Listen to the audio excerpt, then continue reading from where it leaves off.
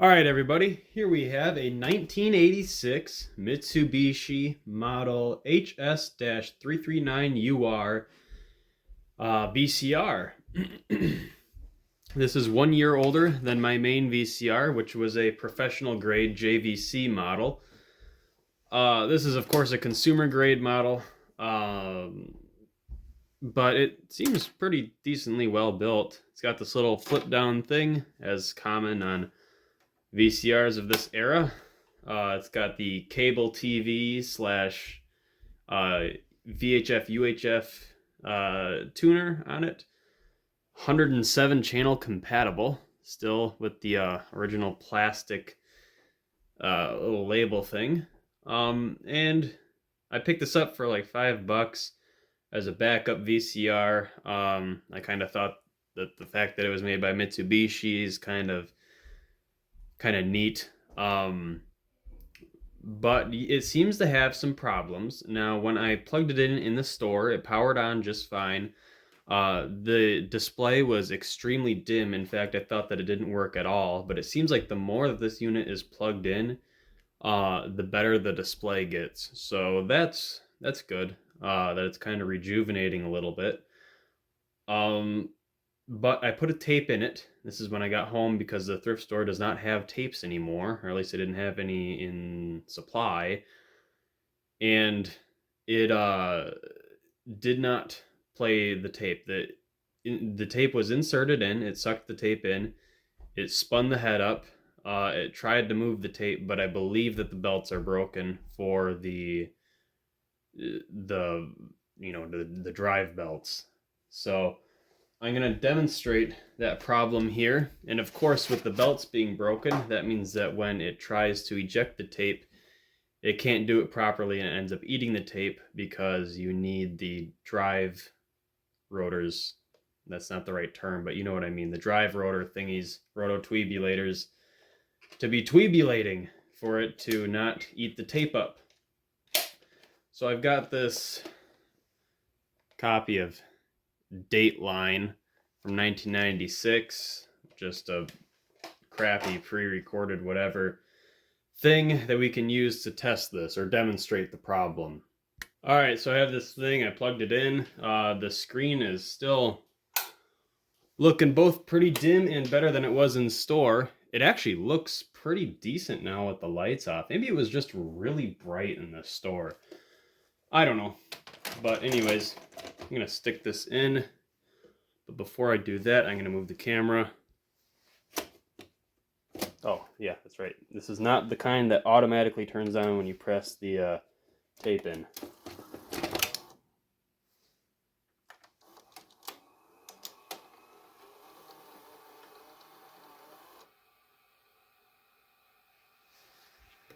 We are not rototubulating. Somewhere around here, I have a crap ton of tape belts, but I'm not sure where those are. I know that I do have like a bag full of them. Check that out. See? It's supposed to suck that in, then when it gets lifted out, it'll clear those two pins there. But because it's not sucking it in, it gives it a lot of slack, and it gets caught. This is a pretty easy fix. All you gotta do is you gotta go just like that and have it not get caught on the brake release. There we go. And then for the tape, make sure that you're not folding it in on itself, and you just wind it back. So no big deal. What is not going to be a super no big deal is getting this mechanism out of here, but we'll figure it out. Now, before I kind of dig in here, I guess I'll show off this unit a little bit. It was made by the Mitsubishi Electric Corporation in October 1986.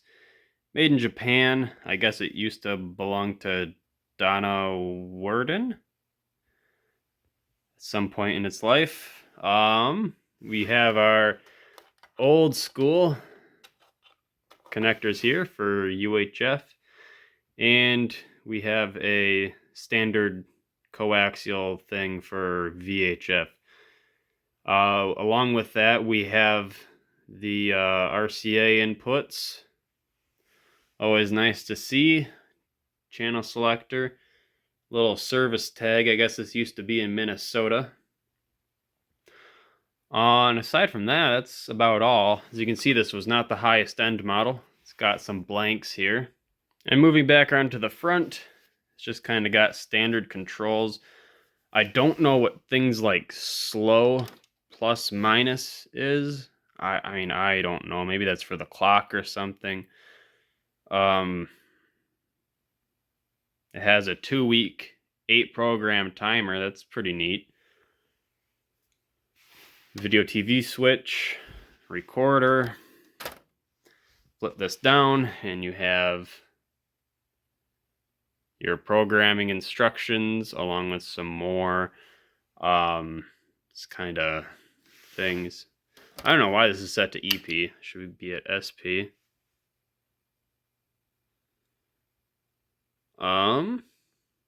It's got sharpness on it, which is kind of unusual. It also has tracking knobs. I've never seen that before.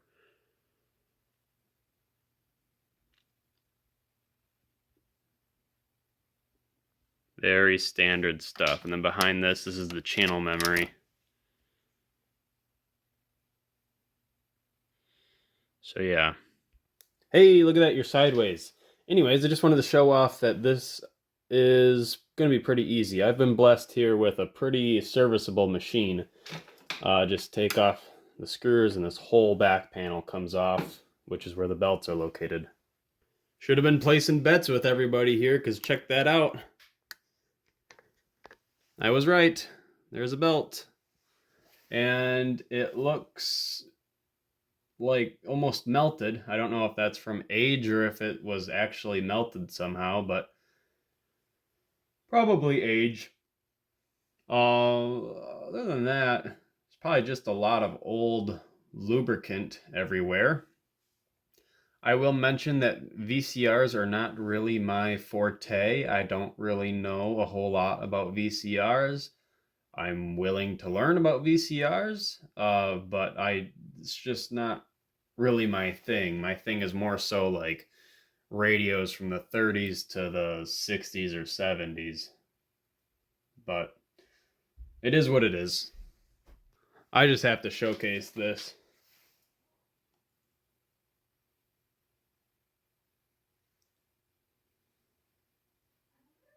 Very, very sticky. It is indeed age melted. In fact, screw this. I'll just use my fingers.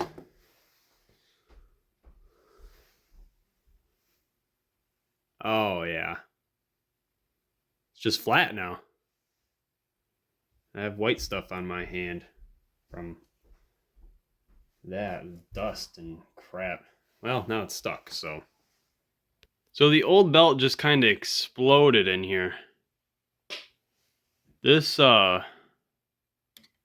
pulley right here that I'm touching with the screwdriver, that's what it's supposed to be on, going up to here. But the old belt just kind of exploded on the flywheel, so. Oh well, we'll clean that off, I guess. Found my baggie of tape machine belts, so I think this is for cassette tape machines and reel-to-reels, small reel-to-reels, but I mean, this is close enough.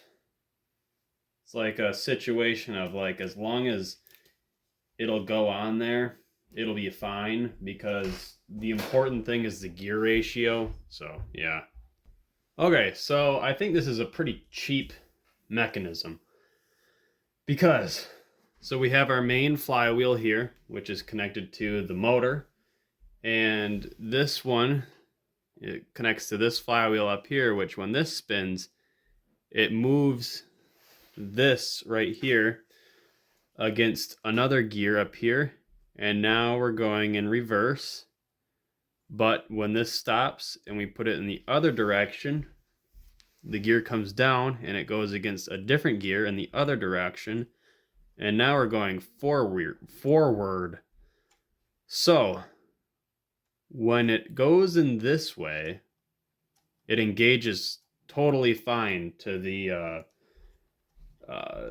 rototubulator thing up there that it's supposed to engage to. But when we go into forward, it doesn't quite engage with the forward rototubulator, because I don't know why. I don't know if it's a lack of grease, or if something's in the way, or if something's broken, or if I'm missing something, but I don't know. But anyways, we are going to give this thing a try.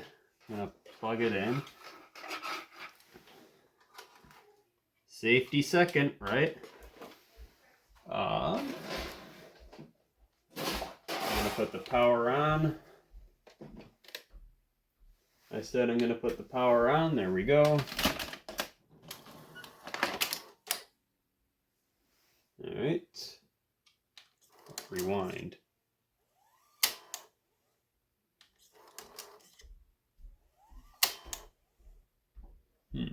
What are we doing here? Let me take a look at this. I think I've got this unit working somewhat nicely. Everything is engaging. As you can see, everything is a lot more dirty because of the old belt, but that's not going to affect performance.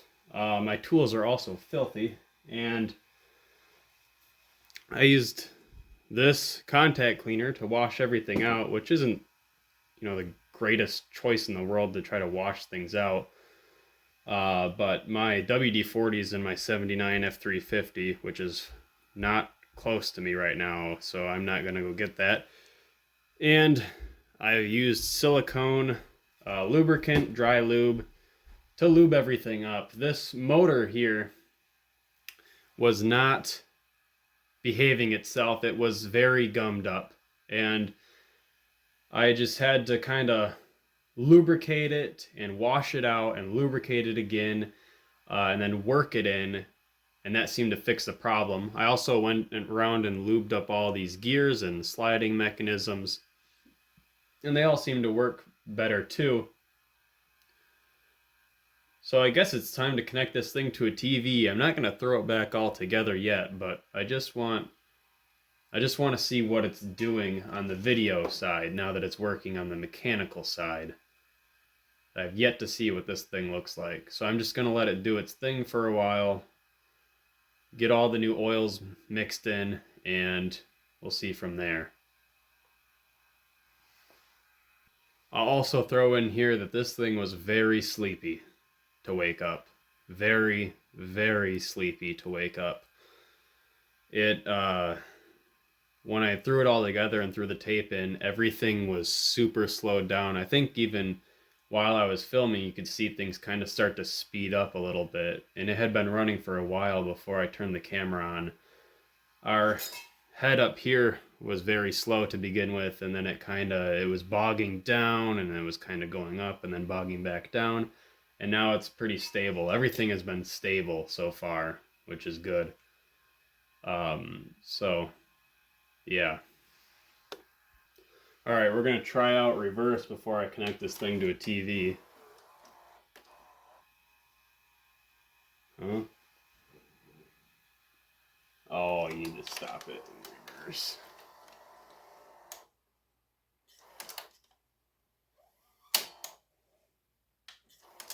Looks like it's still not very happy to do reverse. How about fast forward? Yeah, those aren't super keen on functioning, but at least play works.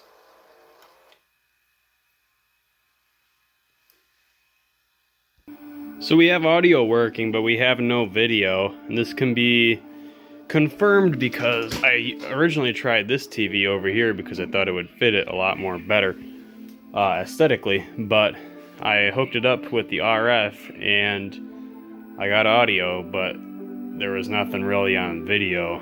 So I tried a TV with RCA jacks on it, and this is what I got. Audio, but no video. It seems to be running pretty steady though, so yeah. There's old ads on this tape, which would be kind of fun to watch. So hopefully I can get this working. So I thought it'd be a good idea to try to take care of the heads here. So I ran a, not you blue thing, I ran a demagnetizer over them. And then I also cleaned them off with these. Now, check out how dirty the heads were.